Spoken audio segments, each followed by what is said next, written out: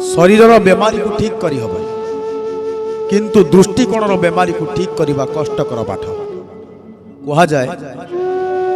दृष्टि शक्तिर चिकित्सा करी हब दृष्टिकोण नुहे। आम समस्त भितर किसी ना किसी योग्यता अच्छी, किसी ना किसी दक्षता अच्छी, किसी ना किसी प्रतिभा अच्छी। आमे जोठी अछंती आम योग्यता बल आम दक्षता बल आग को निश्चित बढ़ी पार।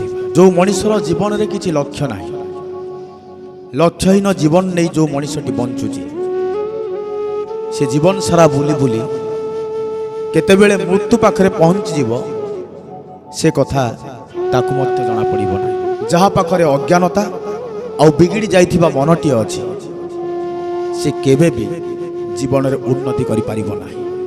तेणु आम ज्ञानर बुद्धि हवा दरकार, मनटा सुस्थ रहिबा दरकार, मन पवित्र रहिबा दरकार। स्वार्थ और अर्थ सर्वस्व है एते बड़ घरटी तैयारी करिबानी जो घर भितरे आम निज लोक रहिबा पई स्थान नथिबो, जो घर भितरे बापा माँ रहिबा पई स्थान नथिबो।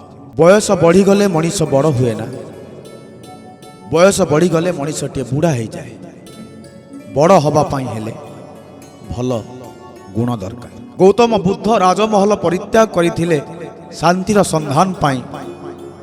आमे जीवनर शांति को परित्याग करुछंती बंधु राजमहल तोलिबा पाई। बेले बेले परिस्थिति मनीष को चुप कर दिए।